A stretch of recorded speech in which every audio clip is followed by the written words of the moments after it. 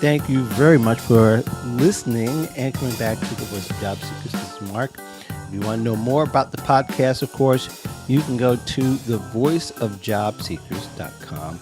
You can also find us in iTunes. If you have any other questions, if you would like to participate in the discussion afterwards, you can go ahead and go to thevoiceofjobseekers.com and find the contact information there. I have a very special guest, and this is a very special edition as I have a twofer with us today. First of all, I want to welcome back to this show Janine Truitt from talentthinkinnovations.com. How are you, Janine?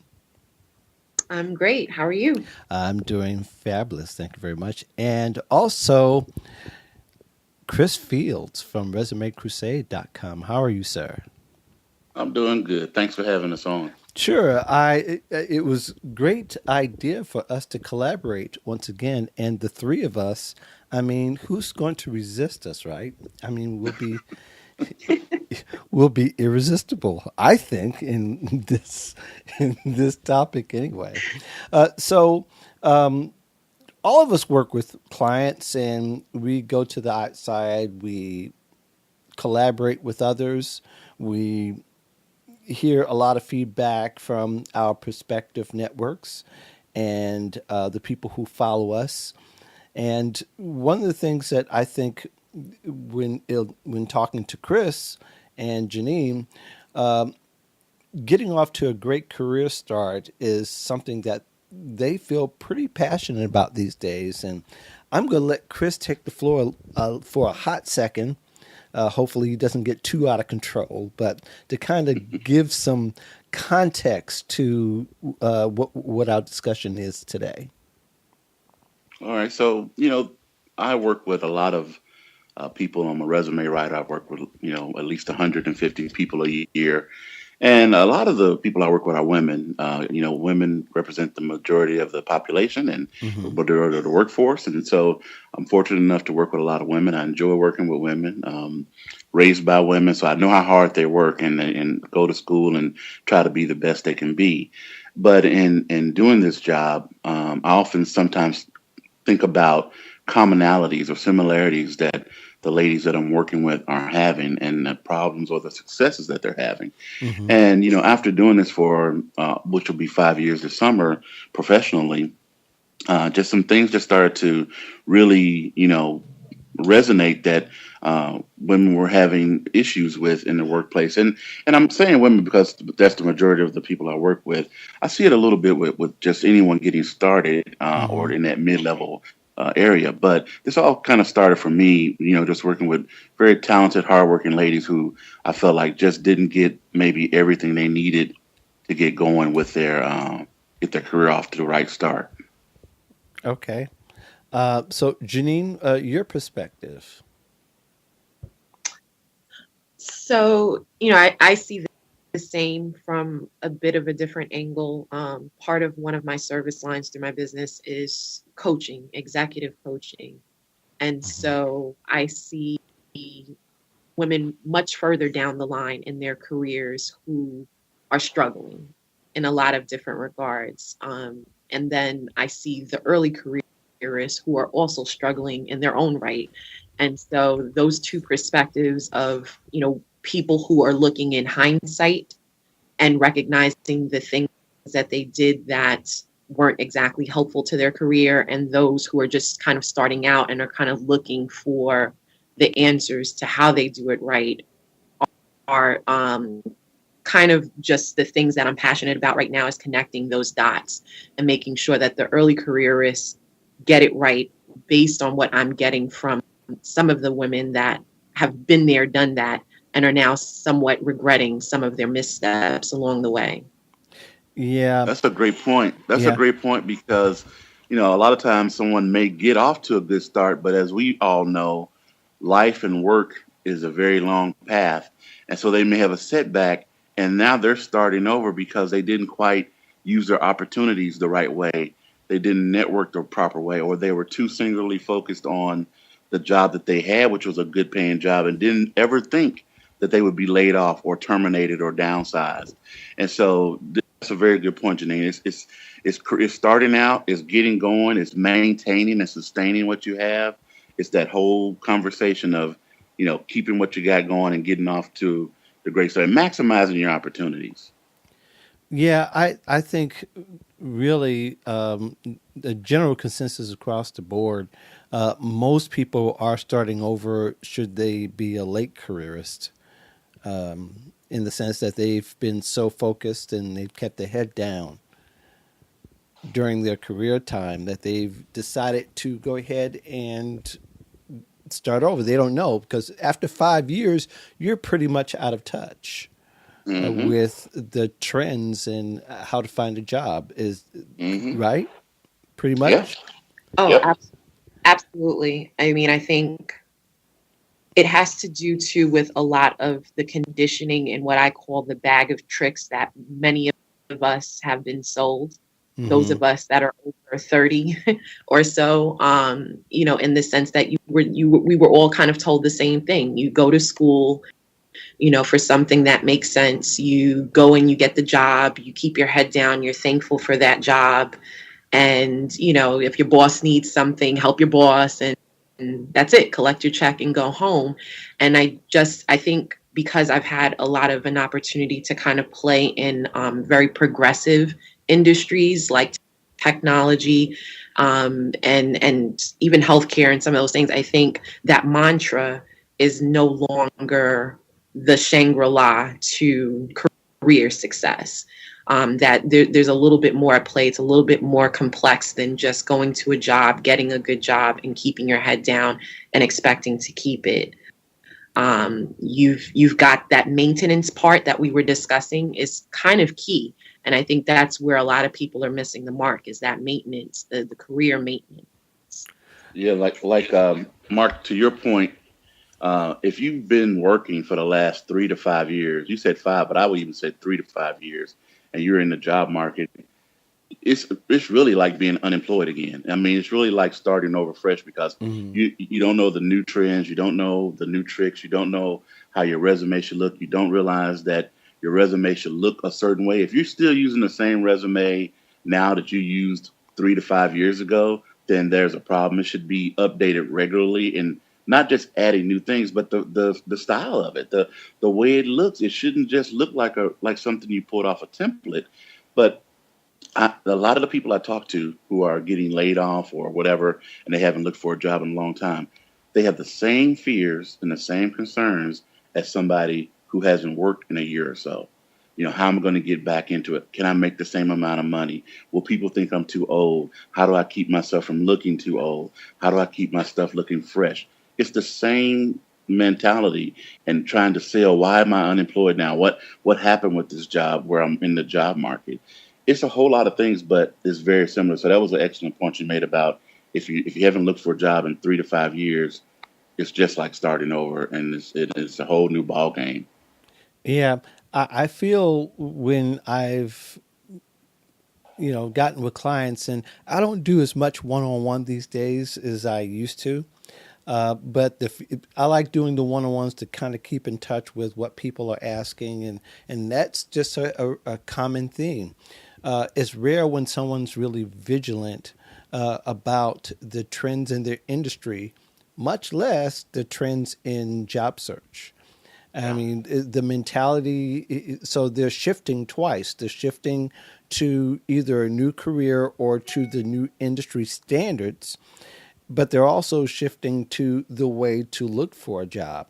I mean, if 5 years ago, even when we're telling people don't rely on job boards, use a myriad of different strategies, they still come back and say, well, where do I begin? And say, well, you kind of should have already began 5 years ago. That's the ideal.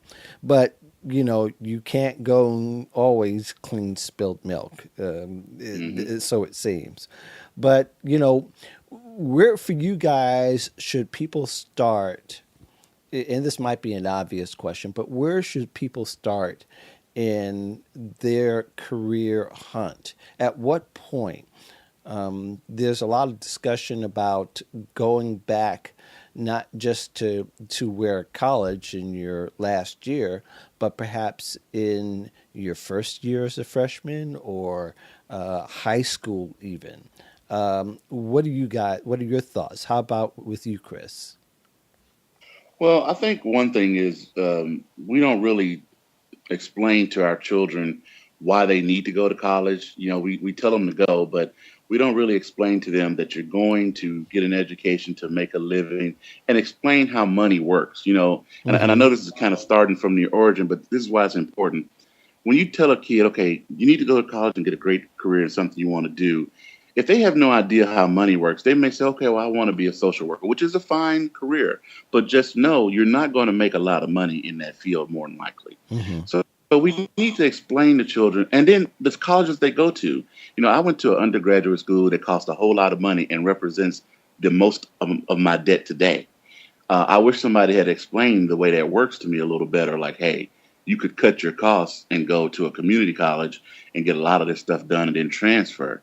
But no one really, talked to me like that. So we've got to explain to our children what education is for. And then we have to explain to them, what the job market is really like. So many people hate their jobs that you don't want to talk about it when you get home with your children. But you really need to start explaining to them, like, you're probably going to have a boss for a little while and they're going to ask you to do things. You can't get too upset about that. And you have to learn how to take orders and have results and listen to constructive feedback. I think that's a big thing right now where people do not want to take feedback. They think you're hating on them. It's all, Mm-hmm. oh, you're just a hater. It's not hating. It's trying to get you to think outside the box and be better. But that's another problem. So those things, but getting started with your career, I think it starts a little bit in high school, but it definitely, once you get in college and start paying that money to go to that program, it needs to be a connection to what are you doing this for? What type of results do you want in the end? And then if this is what you want to do, then network and communicate with the people that are doing those things. I only know about 3 people who, since I've known them, always knew what they wanted to do. Other people, and myself included, it's changed over the years. So, Mm-hmm. but if you're fortunate enough to have an idea of what you want to do and know you want to do it, then you start as soon as you can and you start making those connections, learning. The internet is a great way to get above the curve for college students. You don't have to wait for a professor to teach you something. There's so much information out there that you can learn about whatever field you want and kind of know what's going on in your industry even before you get in there. So it's a whole process. Janine? I think, well, this is me speaking as a parent. I think it has the earlier the better. And I'm not necessarily sure what that curriculum looks like, but I think even from the vantage point of elementary school, I think there's a way to start introducing what careers are, why it's important, what is a career, here are the top careers that we're seeing, across the board. Does any of this interest you? And I mean, explaining that to kids in a very elementary way so that from elementary through college, they're being kind of brought along. High school to me just seems way too late to be having a discussion about career. For one, if the kids are used to it, then they'll be more receptive to it. If you're just trying to introduce it at that point, it's like most teenagers are just like, whatever. And I see, a little bit of a generational shift from when I was, a teenager as well. Whereas, it was a big thing to get your work in the day and go get that after school job. And now it's kind of like, I don't know, maybe I'll get one, maybe I don't. And that kind of also the process of them getting kind of acclimated to what it is to show up to a job, do a job, take orders from somebody, and that. So I think bringing them along a bit, and again, I don't know what that curriculum looks like, but I think that is helping better. Um, and I agree with what Chris said. I think that we have to have very different conversations, and again, that many of us had, growing up, which is that there's a difference between being educated in the traditional sense, university, college, and there's a whole nother realm of education in the realm of being self-educated. So, just being knowledgeable. Now I can. That's better. Okay. So I think there's a different conversation we have to have with younger people about education in terms of, education in the traditional sense, which may be absolutely necessary for certain fields, but also the education that happens outside of the classroom, the one that's kind of self-directed. And I think that's where a lot of it is headed. So I think traditional education will still be there and be paramount, but I know just as many people who aren't educated in the traditional sense who are wildly successful.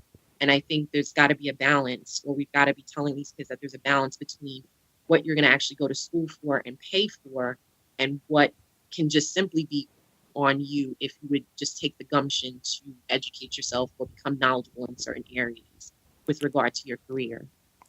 But I think that's one of the most important investments that could be made, that the student is taking responsibility for investigating their own interests. And I think that's very much the temptation. Depending on the culture, you're told what to major in, what you're going to major in, and what kind of school is going to be looked for. In other cultures, there there's the allowance of just get the degree and you can worry about some of that later. And there's the other thought is that not everybody's cut out for college. And not Mm-hmm. everybody's, Right. and that shouldn't be an investment if you know that your son or daughter doesn't have the acumen for academics and have the discipline to sit down. And that's very possible because we have all these different learning disabilities now that we have to consider, that any normal young man or young woman could have one of those learning disabilities that won't allow them to seamlessly make it through. They Mm-hmm. may be able to go through 1 or 2 years at a time and may have to take sort of a vicarious route to finish a degree. And that's going to be the total goal of making a start in your career. So I think the discussion kind of shifts in, where does it really begin for a lot of people, and it's going to vary. But I think, to Janine's point, the sooner you figure it out, the better you can get a good glimpse of it. Because I have, I think I shared with you guys, my oldest son just graduated from college and got a BA in English, and I think he's got a degree coming in political science as well.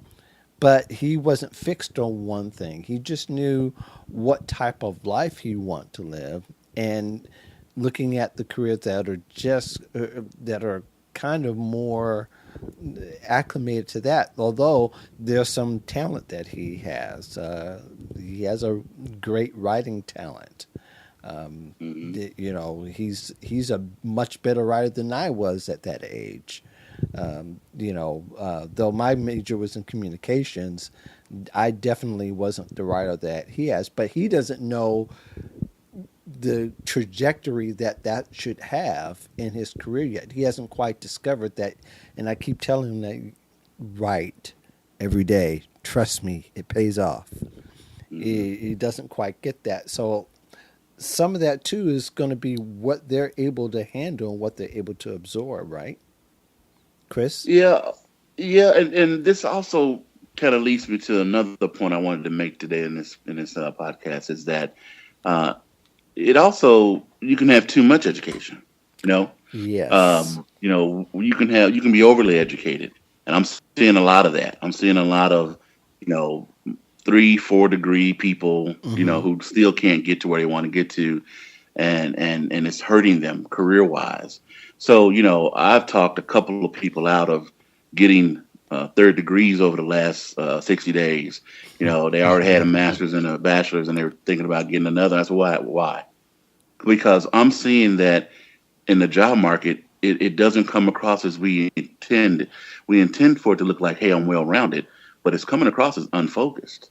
And so I tested that theory by asking some recruiters and hiring managers that I know. I said, when you see a person with 2 or 3 master's degrees or more than one degree, What do you think? And they said, well, it kind of depends, but if it's like they had one a long time ago and they got another one, I can understand that. But if I see somebody with, 2 or 3 degrees, I'm thinking, what do you want to do? Mm-hmm. What are you intending to do?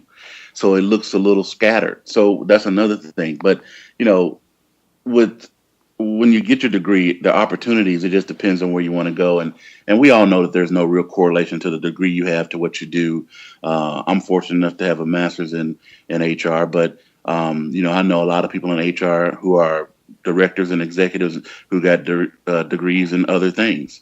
So it just, life takes you in certain ways, but just kind of know the things that you're interested in and what you like to do. I think whatever you want to do, there's already somebody doing it and they're making a good living at it. So kind of follow their roadmap, see how it happened for them, and try to mimic those steps if you can. If not, you can blaze your own trail, and that could definitely lead to some fruit as well. But just know that it may be a little longer road when you're blazing your own trail versus when you're, trying to get yourself started. So, Janine, for you, the specific steps to getting started would start where? Getting started, I mean, are we talking early careers? Yeah, I mean, early careers or even late careers, you can relate to both. Yeah. So, I mean, for the early careerists, my thing is if you're going to pay these universities and colleges a ton of money, you might as well use what's available to you. And I found way too many students underutilize their career centers, like from the very beginning. Like Mm-hmm. many of them start descending on their career centers in their senior year and expecting something grandiose to happen then. And what I know from personal experience and even from people who follow in my specific footsteps, the earlier you can get into your career center and take advantage of their programs, their advice, the better. So I would say, become well acquainted with your career centers. In terms of the professors and people that you may be encountering in whatever school you're in, a lot of times, and especially these days, many of these professors or instructors are practitioners in the field that you're probably going into. Mm-hmm. So, I mean, what better resource do you have than to latch on to the one? And I mean, you're not going to like all of them, but the one that you feel the most comfortable with, that you enjoy what you're learning from them. That's a great opportunity to build a relationship with that person and kind of, get some sort of mentorship from them as to what you're looking at from a real world perspective. Mm-hmm. I mean, when I switched from biochemistry to industrial psych, I found that professor who was already an IO psych consultant out there. And I loved what she was saying in class. And I just kind of latched onto her and learned from her. And it was through her eyes and what she told me that I understood what I was kind of in for in that field and what to look for and what the trends were. So I think, that's another great opportunity. And the other half of it is just putting yourself out there, I think, obviously. And when I say out there, I mean in real life and digitally speaking.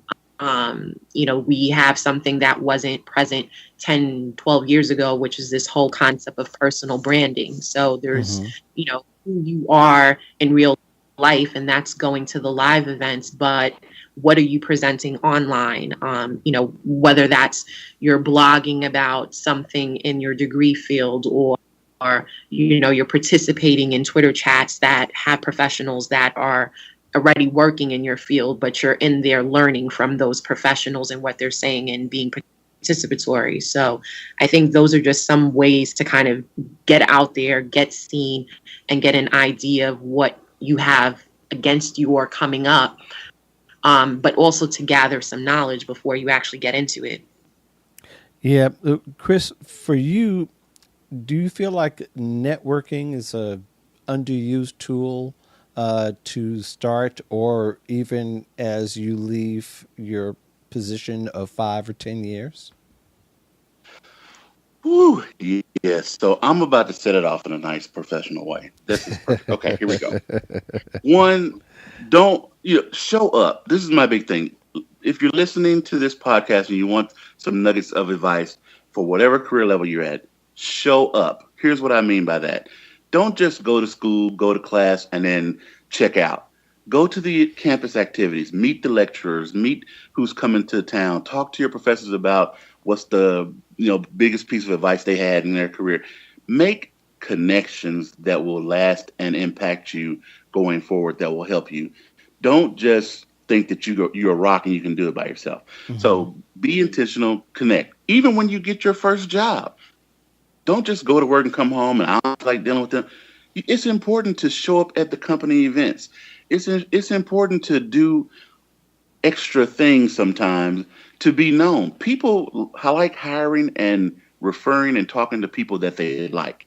If you don't give people a chance to know you and like you, then you're going to have a tough time eventually at some point in your career, because the days of 30 years working at a company are pretty much gone.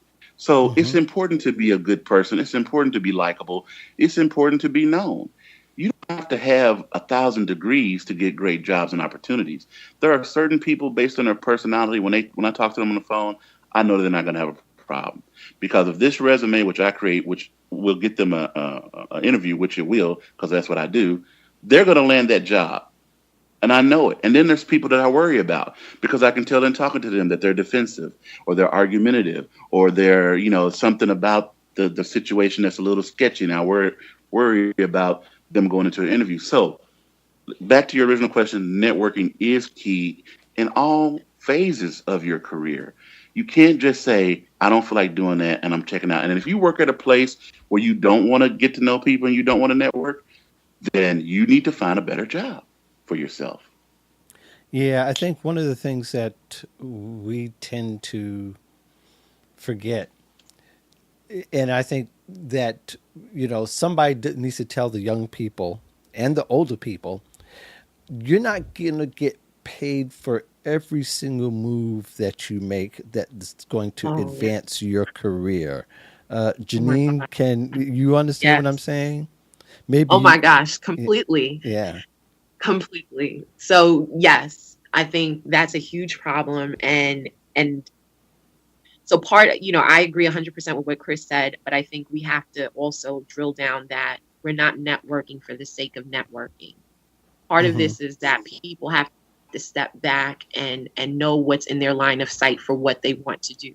So, initially when I started my business, I thought for a second I might have wanted to be funded, or at least I wanted to understand the investor process. Mm-hmm. As a result, I did some research and I found a local organization that was tied to our Stony Brook University, and I got involved. I realized that they were involved with New York State and the investments coming at that level. And I just started going to their showcases, and their showcases were free. And that brings up a whole nother thing. Like, not everything's free, right? Sometimes you've got to invest in some things. Like, maybe you're going to have to not go buy that pair of sneakers or whatever that accoutrement is that you want, and you're going to have to invest in that. But nevertheless, because I wanted to understand that landscape, I made sure that I went to that showcase. I'm not an investor. I'm a service-based business, but still I implanted myself there to learn more about the process and also to network in the case that anybody there might have needed my services. And turns out people did. So sometimes you have to, make yourself a bit uncomfortable. It wasn't a comfortable situation. It was well out of my realm. And put yourself in situations where you can learn, like really, really stretch yourself. Mm-hmm. And to your point, not everything that you do, sometimes you just got to take a leap and do something in the anticipation that you could meet that one person or those two people that you're going to connect with and network with, and it's going to make a difference for what you need to do. And I can give an example. So I have a mentor that I've had for quite some time, and she'd been asking me to come to like a technology, kind of like introduction, because she's actually a builder of technology. And so she wanted me to come to her training and learn it.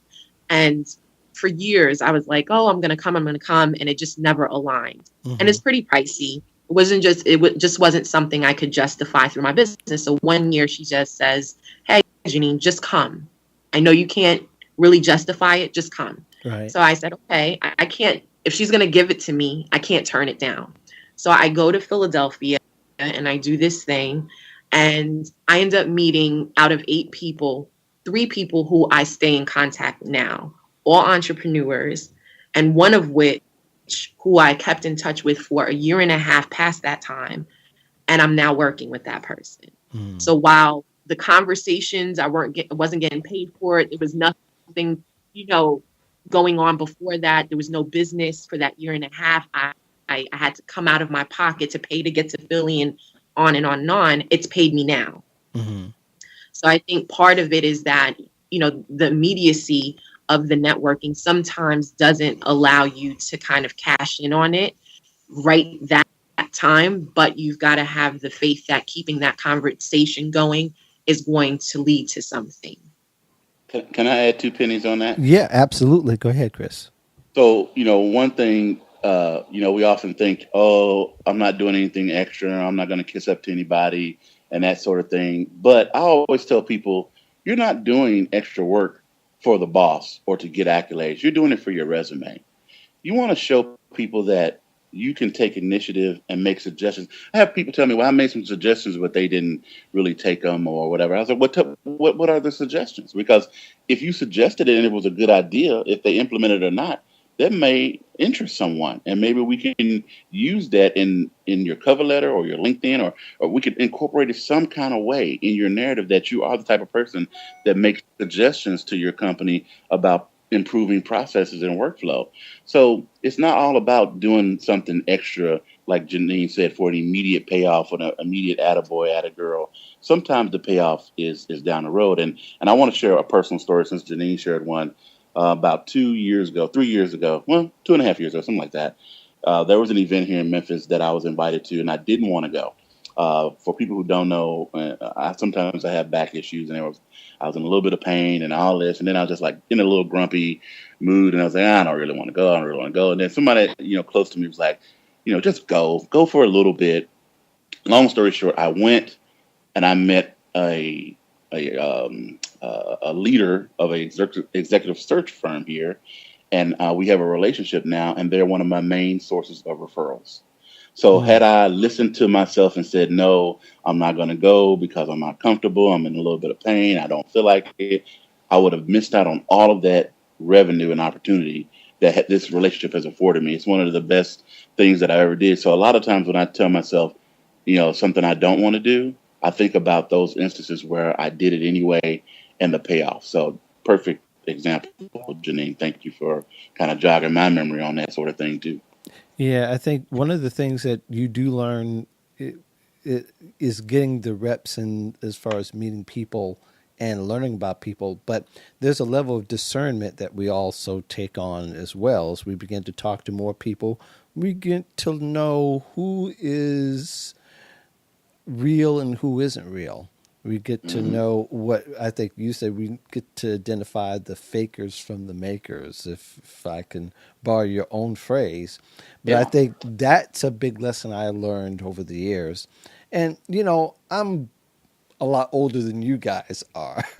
So Hmm. I had some skin in the game already as I came Hmm. to the career coaching aspect in the the career space. And one of the things I really learned is how to tell who really is a real person, who really isn't. And you learn how to discern that very quickly, at least at where I'm at now, and having done so many shows. I've done almost 150, had I think a little bit over 100 guests, and even before that, just what I've done in my career has been people oriented. You could discern who is trying to put themselves off as what they may call as an influencer. uh, I hear you, Janine. And, Yeah. there's people who, pretend that they're the words experts. And it's important for you to get earlier in your career. The earlier you learn those lessons, you can avoid also wasting the time that you need to put the Yes. energy towards the things Mhm. that matter.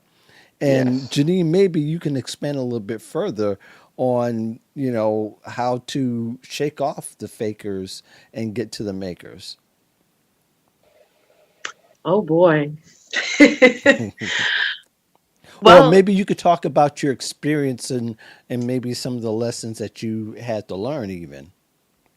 yeah, I think a lot of people, well, especially now, in the dawn of social media, have gotten really good at talking a good game about, Mm-hmm. what they're going to do.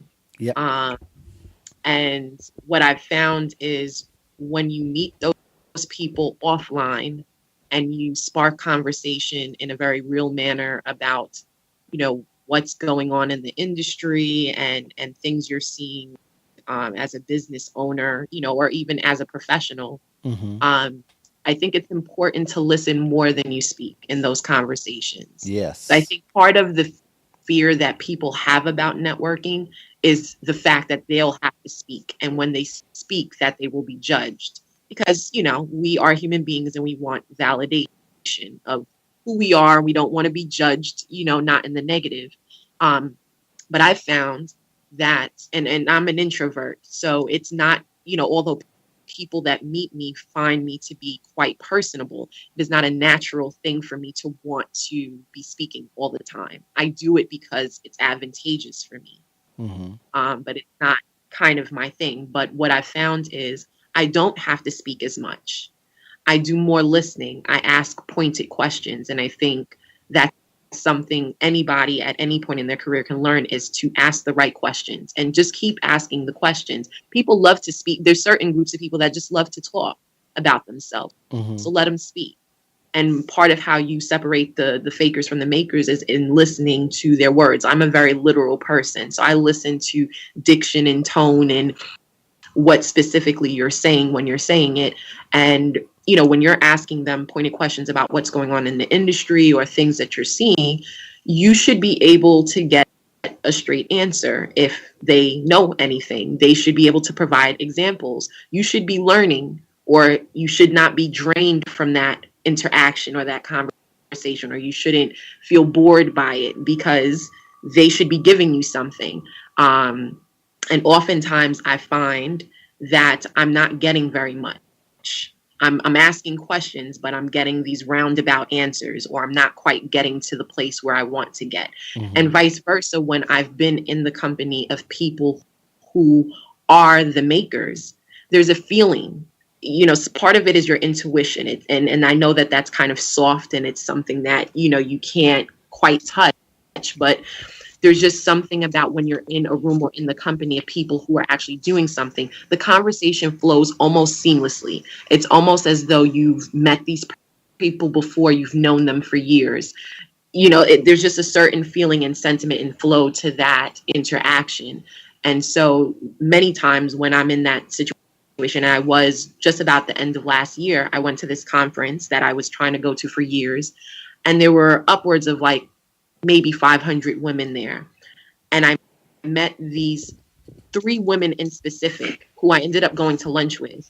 And we just had the best conversation about everything from Mm-hmm. politics to business to being professionals in corporate America.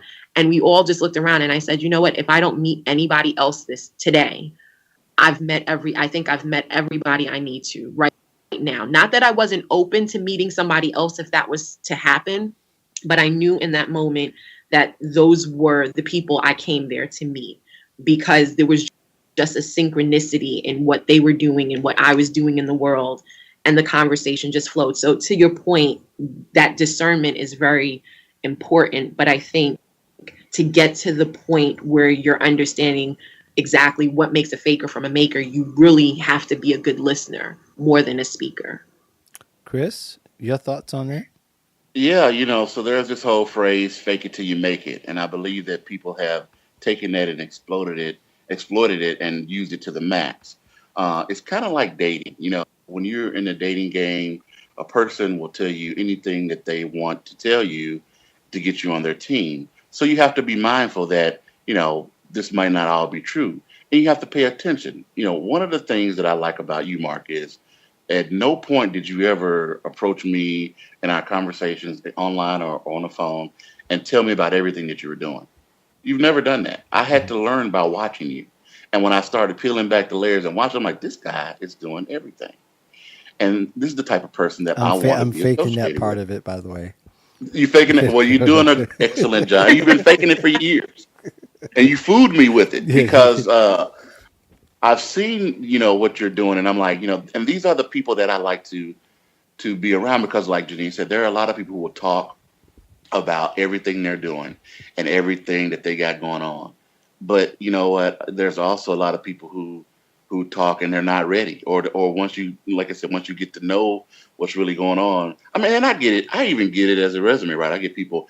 I'm a director of so and so and so and so. I'm a this, that, the other, and I want to get my resume and my bio, and I want to get my LinkedIn, and then I quote them a price, which I believe is a very fair and modest price, and then I get, oh well, I have to let me think about it. I have to talk, and I'm thinking to myself, okay, because I've had other people who, when they're serious and they know the importance and they know that the price is modest, they're like, okay, send me the invoice. So I can tell the difference between a talker and a faker and somebody who wants you to think that they have all of this going on. And it's not just in resumes. That was just an example, but just in Mhm. life in general, you get the ideal of somebody who is just talking about stuff and not really action and doing anything, or their contributions that they tell you, they don't really add up. They don't, they throw empty numbers, Right. number dump you. They number dump you, oh, I've helped companies increase by 350%. Well, what does that really mean?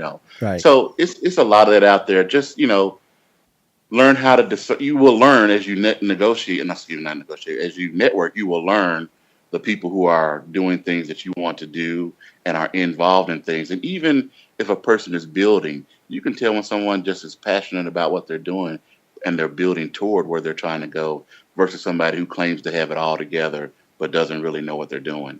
Right. This is part of, and I think all these things and understanding it, I think we can apply all of this to even careerists who have jobs now that are still trying to figure out what's going to be their end career game, but even more so, what's going to make them successful in corporate America. I mean, really, uh, no matter what business you're in, but even just corporate America, it's about people, how well you connect to them, and how well you are able to work with the people who really are the makers. What do you think, Janine? Absolutely. I think, again, it comes back to just maintaining relationships. And I've never understood why people, and I'm speaking more towards the late careerists now, don't feel the need to maintain good professional relationships. Mm-hmm. So I've had people who I've had to coach, and they're in the process of changing jobs, and they're like, oh yeah, I just called, a manager that I had from 2 jobs ago because I need like a reference right this moment. And I'm like, okay, well, when last did you speak to this person? Because of course now they haven't heard from this person. Mm-hmm. And I'm like, well, when did you last speak to them? Oh, when I worked for them 4 years ago. That's absurd. That is absolutely absurd. Yeah. In the sense that, like, if this was somebody you had a good rapport with, then you had a duty to keep them, kind of in your circle of influence, along the way. You bring them up. I'm not saying you have to speak to them every day. We all know working jobs, they're people that you're going to leave with as friends, and maybe they're friends for a time, maybe they're friends for life. But then, many more other people are just acquaintances or people you enjoyed working with. But, for those people who can have an influence or an impact on you getting your subsequent jobs, you've got to kind of, check in pretty regularly. Hey, how are you doing? What's going on?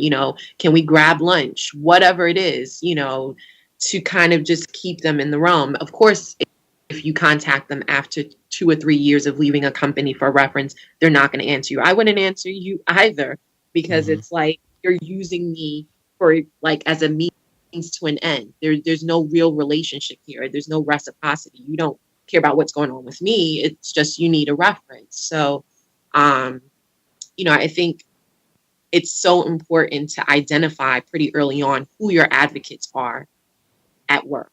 And it's not going to be everybody, but I knew in all of my jobs, no matter what happened, I knew who I can go to if I needed to get something done, or who was going to have my back if I needed to leave that job and I needed them to, speak to who I was as a person and in that job.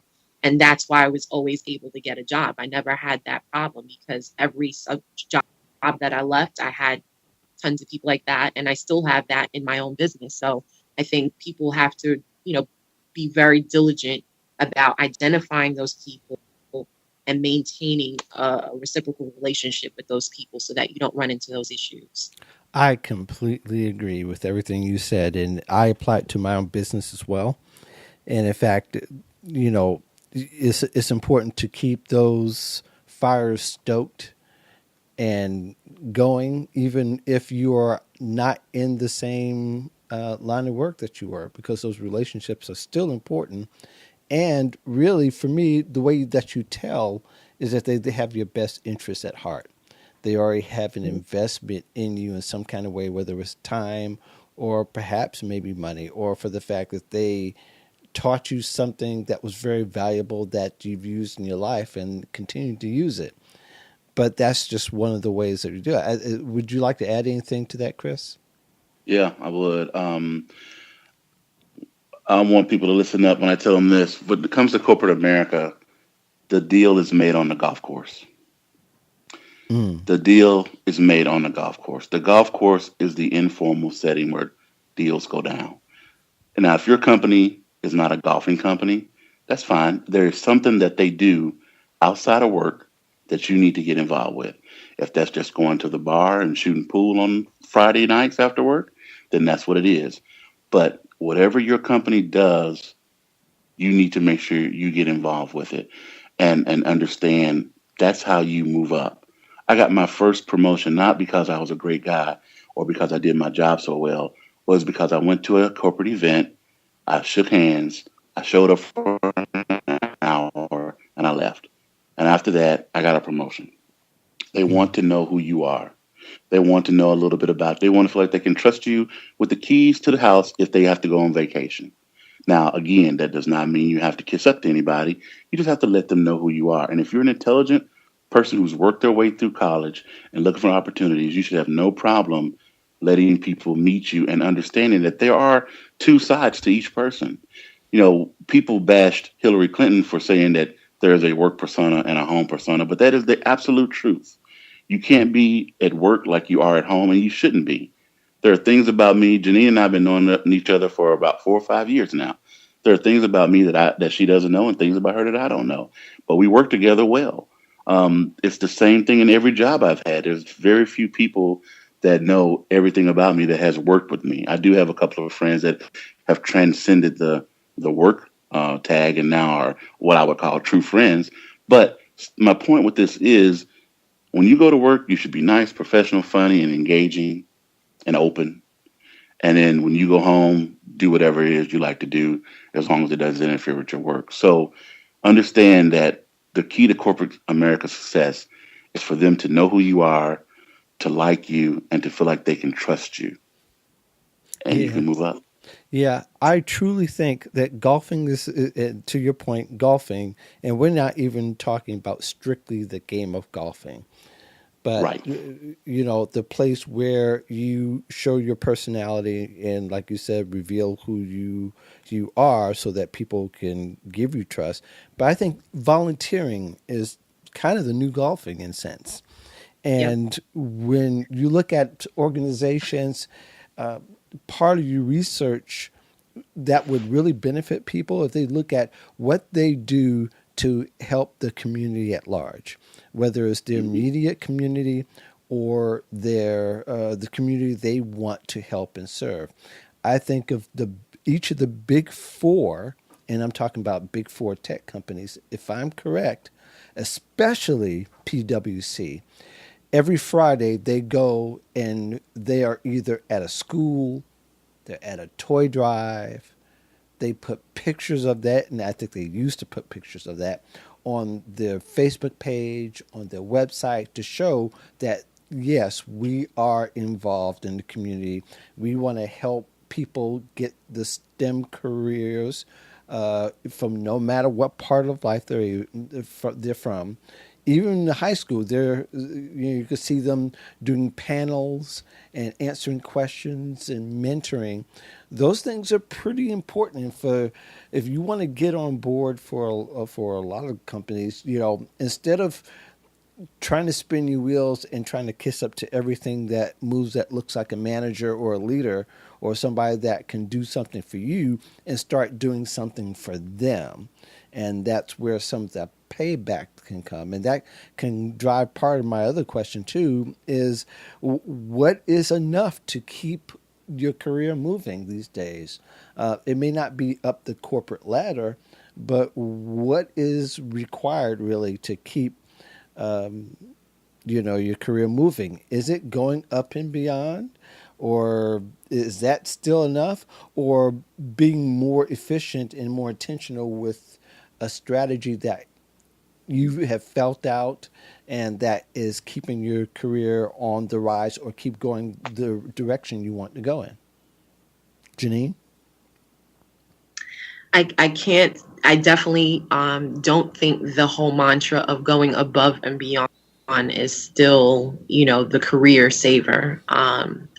And I can say that from experience, because I'm a bit of an overachiever. And so my last few years in corporate America, resulted in great strides for me personally and professionally, because I stretched myself into realms where where most of my peers weren't willing to go. So I was trying to, I was on strategic projects. I was,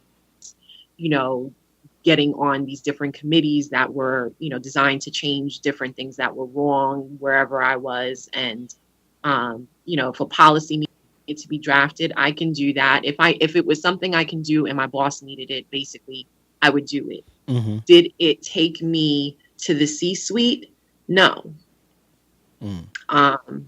So, to say that, yes, go in and go, there's a certain semblance of, you need to be able, and this goes back to discernment, you need to be able to walk in those doors of whatever company you're working for and kind of sit back and see the lay of the land and what it takes to be successful in that company. And that can be very different depending on the company you're talking about. So like my last company,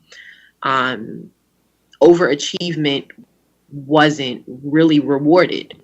They were kind of slow pace. They were much more concerned with you getting done whatever had to be done. People came in at 9, they left promptly at 5. So me coming in there, and this is in hindsight, and I was hired to be a change agent, by the way, but the person coming in there and kind of with my guns blazing, so to speak, wanting to change this and help with that, while they appreciated it culturally, it just wasn't how success was attained there. Right.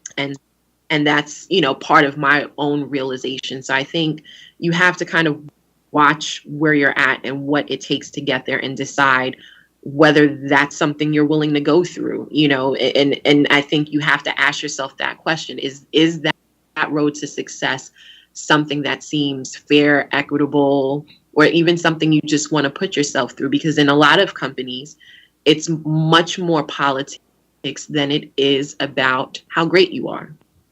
Unfortunately, there are some companies that are outside of that and will reward you based on performance, but much more of it has to do with, your likability, over your acumen.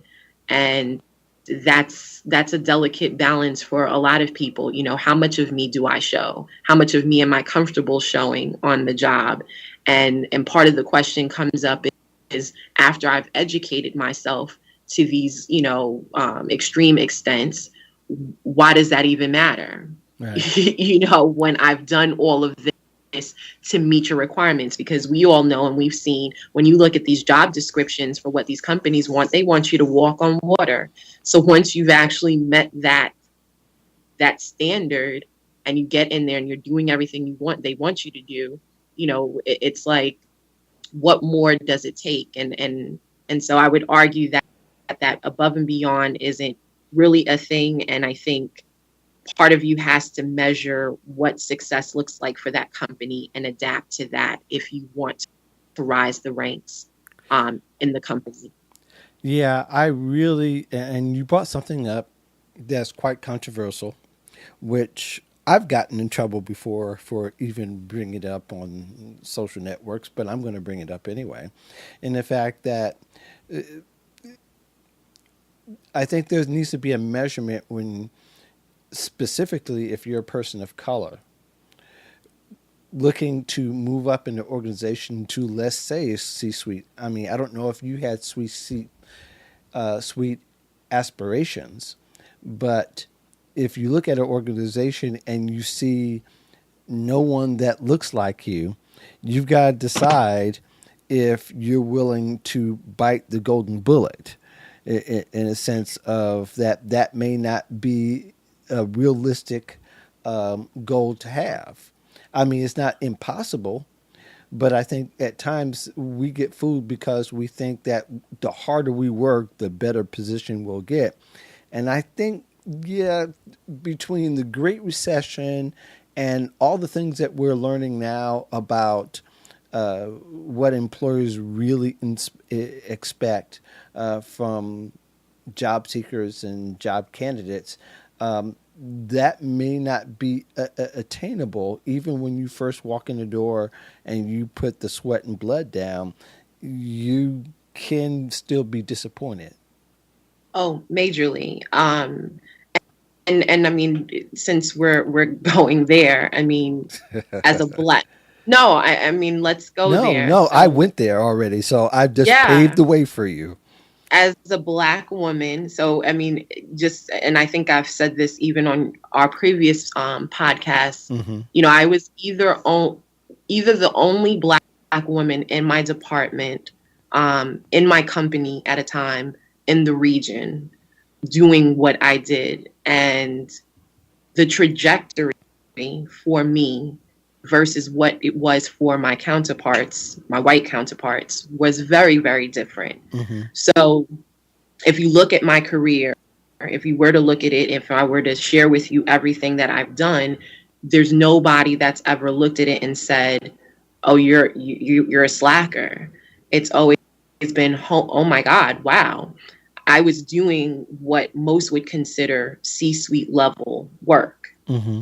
but sitting in a mid-level position, which Right. is quite absurd.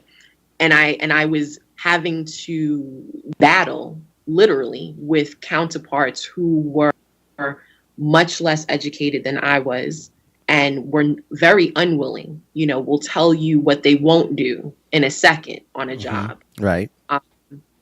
who were rising the ranks quite handily. Mm-hmm. And so, for me, and what I'm seeing with many of my colleagues and even people I coach, you have the decision as a black woman of, do I stay the course and try to beat my head against not a glass ceiling, a brick ceiling, I call it, chisel my way through the brick ceiling, or do you do what I've done, which is to say, forget it all and take what I was doing for those companies anyway and make it my own and let people pay me for that. And so that's me taking my lemons and making a lot of lemonade out of it. Mm-hmm. But not everybody's willing to do that. But the vast majority of my counterparts are literally sitting there, hoping, waiting, doing what Chris has said, going back to school, thinking another degree will make it happen for them, waiting for that chance. And the reality is, in a lot of regards, that chance is never coming. Or if it is coming, it's coming 10 to 20 years later than my white counterparts. Mm. Chris, you want to add something to that? Yeah, I do. I'm trying to sum it up as quick as I can. One, Okay. going back a little bit, just real quick. Companies get stagnant, people get stagnant. So a company will allow you to work there and sit there and do whatever you're doing as long as you're doing it. Because hiring is expensive. So if you're doing the job, they'll let you do it. That's why it's important for a person to every 3 years ask yourself, are you happy? Do you like doing what you're doing? Is there something else you want to be doing? And if your company can't accommodate you, then you need to find another job. That's my opinion on moving forward and not getting stagnant. As far as the promotion to the upper levels, I have a little bit of different take on that. Mm-hmm. I don't let those things stop me because unfortunately there's a lot of that in this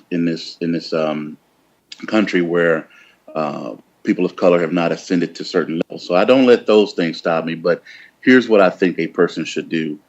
If you have dreams or aspirations to be amongst that group, and you apply for a promotion and you get turned down and they give you a reason that makes sense, take that feedback, make adjustments, and then, the next time go again. Now, if you get another, rejection, that's when I would get a little um, uh, concerned. I think if a company wants you and have designs for you, they will move you up and they'll find a way to move you up. My very first promotion, I was actually applying for a supervisor job and didn't get it. And I was mad I don't know what, I was mad about it. And everybody knew I was mad about it.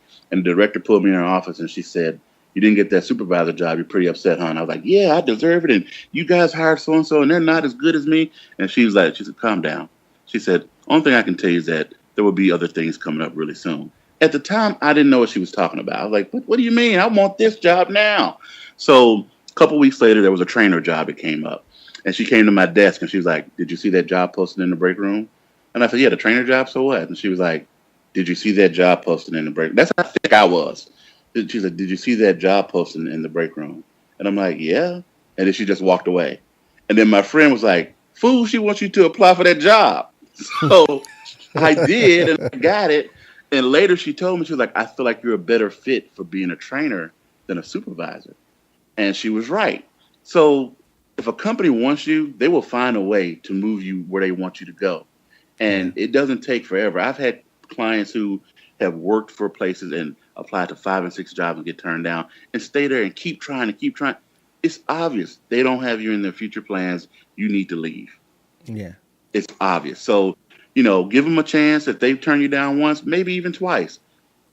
But if they turn you down a third time, it's time for you to move on. Yeah. I But really go ahead, I Janine. want to just add, I think part of what, you know, I guess the mashup of what he's saying and I'm saying is, you have to be in a situation where you realize that your success in your career is your own. So yes, I never quite made it to the levels that I should have been at by many people's, if people were looking at it from the outside in. But I made sure that if I wasn't getting to those levels, fine, I'm still going to get this knowledge. I'm still Mm-hmm. going to be learning. I'm still going to be raising my hand to do things because ultimately in the long run, not in the short term, but in the long run, it's going to make me a stronger and better professional. And it certainly has because half of the stuff I did, I now do in my own business. And so for me, in my walk, that was the purpose.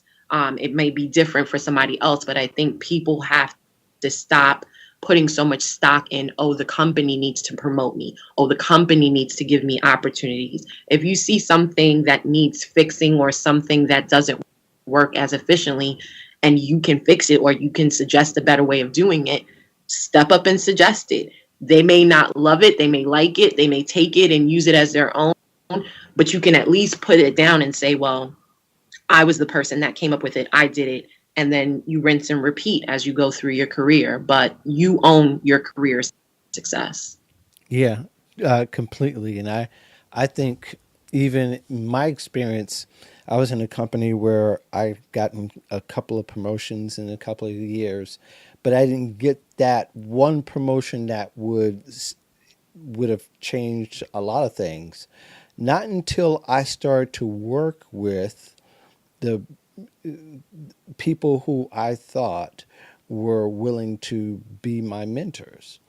And even though my boss was my mentor, and when I moved to my first management position in corporate America, I was a manager in retail world, and I was a manager in the corporate world. And one of the ways that helped me was be mentored by the people who are doing it.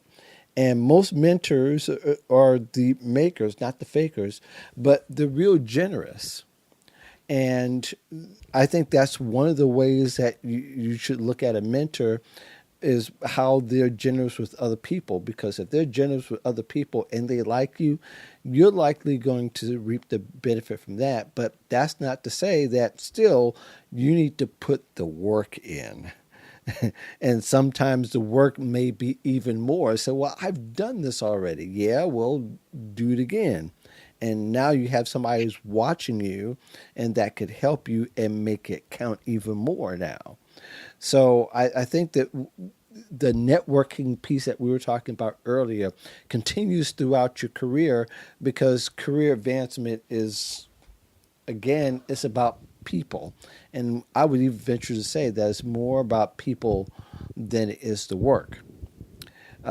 So to say that, I think one of the things is being able to find the work that you don't mind putting in the time for, and kind of finding your way to, a work purpose, if that kind of makes sense, or a living on purpose, or something, doing things that are meaningful or even that you were meant to do. Is it all about, I don't know, dollars and cents? Does pay matter as much as it used to? I think there was at one point where it did, and now I don't think that means as much anymore. Janine, what are your thoughts? I don't think it means as much anymore. We all have, bills and things we have to pay for, I think, but those of us that have worked long enough have realized that chasing the dollars and cents don't necessarily lead to fulfillment or happiness, which is what one hopes to feel doing the work that they are so-called either ordained to do or chose to do. So once you realize that, it's like, well, what then?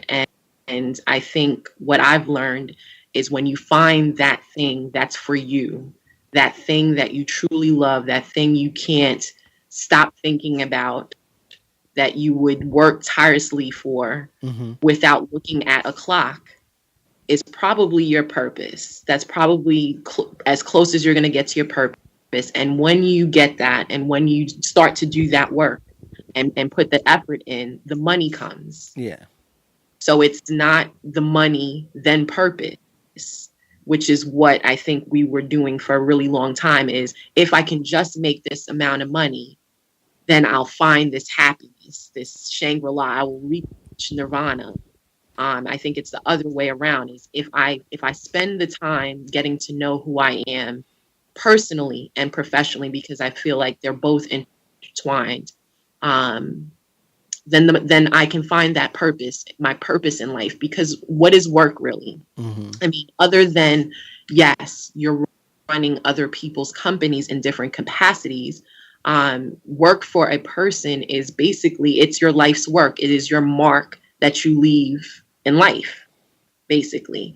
And so it should be tied to who you are and what you want to be about. And I think, once you figure that out, you have no problem ever having money, because you figured out what makes your heart sing, and you're going to do it without any qualms about it. The work that I do through my business is stuff that keeps me up at night. And when I say keeps me up at night, not in a bad way. It keeps me up because my brain never shuts down. Yeah. And I'm always thinking of, oh, well, I can do this, and oh, I can launch that. That's passion. And so through that, I try to build things that fuel my passion. And as a result, I make money from it. So I think we have to change that discussion a bit. Yeah, completely agree. Chris, your views about is it about the almighty dollar, or is the purpose greater to find a career path than what you get paid for? I had to remind myself that this is a rated G recording because I almost cussed. But but so yeah, it's about money. Let's not kid ourselves. That's what everybody is out here. We're all trying to make a living, right? Mm-hmm. But to Janine's point, you can't just solely be about the dollar, because look at how many millionaires and billionaires that we see on television every day who are just miserable. Mm-hmm. Miserable. You can look at their faces. Nick Saban looks like a miserable man to me, for some reason. Anyway, but he's not the only one. There's lots of them. I mean, Yeah, there's lots of maybe them. tell the people that you're an Ohio State alumni. So Oh yes, right. I'm there's Ohio some. State, and hey, Urban Meyer looks miserable sometimes too. But yeah, so you know, we see that a lot. So we know it's not exclusively about the money, but we're all trying to make a living and do what's comfortable. I think in your career, though, there are certain years where it should be about maximizing your career dollars. Yeah. I know for a fact that when you're in your late 20s, all the way up to maybe around 40 or 45, those are your maximum prime time dollars. That's where you're going to be top of the mark paid and paid the most that you're going to probably make per year. Mm-hmm. And you need to maximize that. And then it starts to slow down a little bit. And I have some very forward thinking clients who understand that. I had a guy who hired me. He was 52. He said, I think I got about 6 more years to make this kind of money before I Mm-hmm. have to take a significant cut. So you have to know, what the range is. But it is about money, and being happy. But, it's not all about the money. You want to be able to pay your mortgage or your rent, have a car that gets you A to B, and then maybe a component of some type of volunteerism or community outreach or something like that. But it is something to be said. This is what you work hard for. It's what you go get all those student loans for anyway, is to come out and have a Right. job where you're making some money. So money is very, very much tied to the whole thing. Yeah, I that's the want to reason add why debt. something else. So, I mean, Go ahead. Chris makes a good point. Yes, money's important. I'm not um, being yogi about it. However, I think we also have to be a little bit real about, that is supposing that between your 20s and 40s, you're actually being paid equitably. And what I know is that, in terms of salaries, that that equity is not quite there in the way that it was, say, pre-recession, right? So if you Mm-hmm. speak to a lot of people now, they're not making nearly as much as they were making pre-recession. But see, I don't know. I Um, don't know.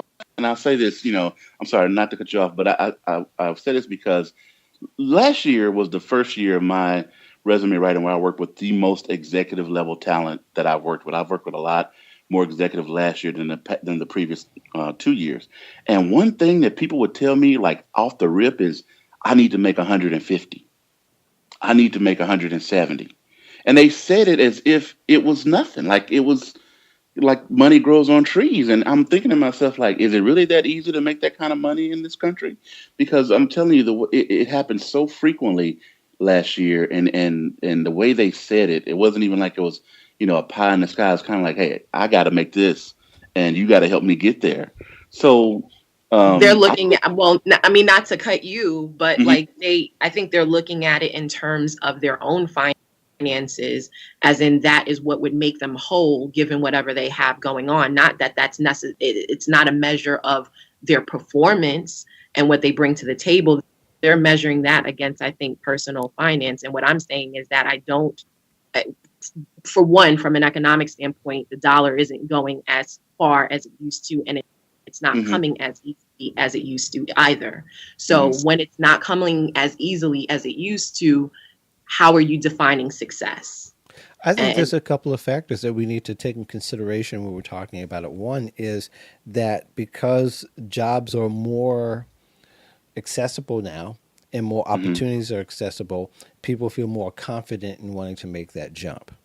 I Mm-hmm. think the other thing is that we talked about earlier about student loans. When a student loan is $40,000 to $80,000 from getting a master's or doing your education as a whole, or even $100,000, 180 is kind of the new 60,000. Yes. Yeah. That's what I Yep. was going to say, Mark. And Yeah. I think that's the perspective we need to have. So really, when somebody needs to pay X amount of dollars, is because two that some of their loans are further advanced along in years and they have been paying it off. So they want to make a way, or for the fact that they've decided to defer so many times that now that the amount has accrued. So yeah, Agreed. we can say 180,000 really for a lot of people that's a lot of money. But Right. understand that some of those people who asked had put in a lot of that time. Uh, and they understand the value of what they should be doing for their career. Now, have they done the work? Well, that's on individual merit. That's to be seen from each individual. And I've had clients who say that they've wanted X amount of dollars for their salary, but they know that their time hadn't come yet. They hadn't put in that work. Or some have put in the work, but they've kept their head down so long they lost track of what the industry demands as opposed to what they did 10 years ago. So there's a lot of factors involved, and I think both of your perspectives are very valid, and I think people can make that choice of whether that's going to fit them or not, and I think we give them that much. But I think we can continue on this forever, but and we have already. It seems like, uh, but it was a robust and needed discussion. I don't know. Maybe I'm going to publish the whole thing, and let people listen to all hour and 20-25 minutes at one time. We'll see how that goes in the creative spaces. But just so we'll wrap it up, both of you each, starting with you, Janine, what do you have coming up? So before I give you that, I know you love books, Mark. Yeah. So I wanted to share a book that I read recently that I feel is so pertinent to what we discussed today. Okay. And it's called No Fears, No Excuses: What You Need to Have a Great Career. And it's by a gentleman by the name of Larry Smith. I very rarely give kudos for books, but I think it's a great book for anybody who is relooking, rethinking their career, or even early careers, because he gives great case studies around, Nice. you know, what's working, what's not. And then he gives the perspective of him working with the people and illuminating exactly where they're making the missteps. I'm going to put that on my So list. Yes. Awesome. yeah. So if you've never read it, read it. It's a great, great book. For me, what do I have going on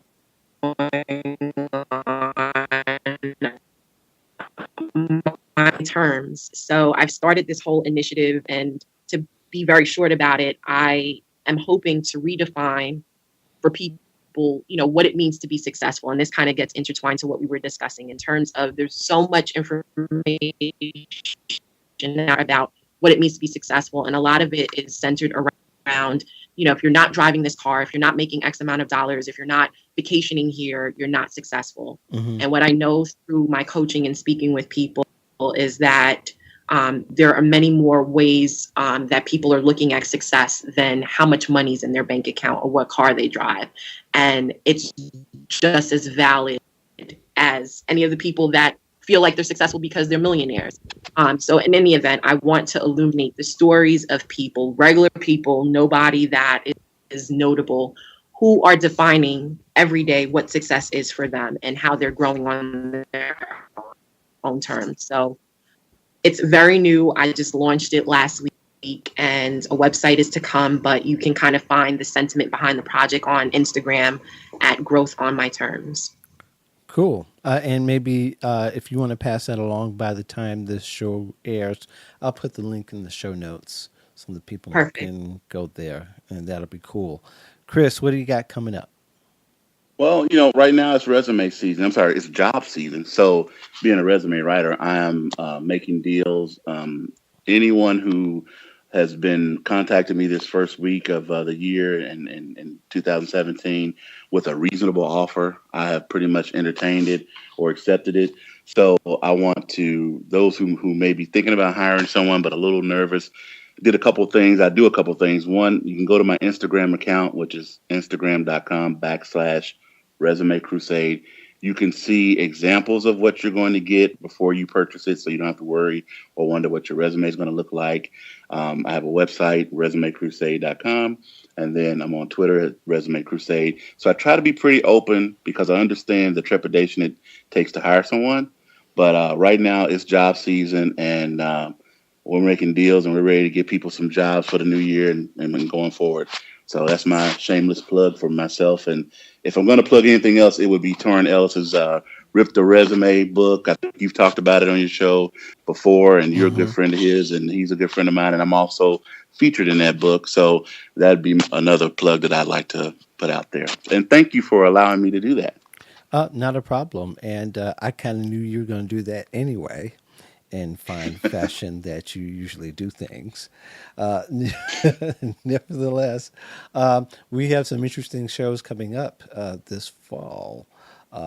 Hopefully, we're going to have our first live event here in Chicago that I'll record for the podcast. It is with a speaker who has opened for Les Brown, who travels internationally, and I'll be talking about that. I'll be recording it here in Chicago on February 12th with my good friend Tony Chapman, who has spoke all over the country, including Hawaii and Alaska, and internationally. We'll be talking about unconscious bias in hiring. So if you're not in Chicago, you're unlikely to catch it. We're trying to work it out to where we can feasibly do it on a Facebook Live as well as recording it for the podcast so people can download it. I know a lot of people who have expressed interest and have heard through the Facebook grapevine. That's what we'll be doing. So that's what's coming up. February 12th, I'll be announcing again a couple of more times in the next week or so. If you haven't signed up for the newsletter Voice of Job Seekers, feel free to do so when you go to voiceofjobseekers.com. In the meantime, we will be back. I'm going to have these people, Janine and Chris, back with me in the next few weeks. We got some great stuff planned for you. So, Yay! yay. If you want to contact Chris, he's at Resume Crusade Mm-hmm. on Twitter. And Janine, your handle is CZARINA of HR, Zarina of HR. and when she says that with a New York accent, the stars move and the moon spins. Hey, don't discount my southern drawl now. Don't throw out the No, southern no, drawl. no. But yeah, you got the Southern thing. She's got the New York thing. And my history in talking to New York guests, and a couple of them said, I bet you were from New York too. Say, yeah, I'm from Harlem. Okay, I get it. When I talk to New York people, I begin to sound like a New Yorker again. And my wife has been telling me that for the last almost forever. So. There you go. In the meantime, thank you so much for joining the voiceofjobseekers.com. Thank you for having us. Thank you. We thank the rest of you for joining us. Subscribe to the show in iTunes. Please leave a review if you like. An honest review. I'm not going to tell you to ever just leave a 5-star review, but if I've earned it, I'll take it. But I'll also take the feedback. I would love to hear from you. Again, sign up for the newsletter and join us again next week. Thanks very much for joining us. Have a great week.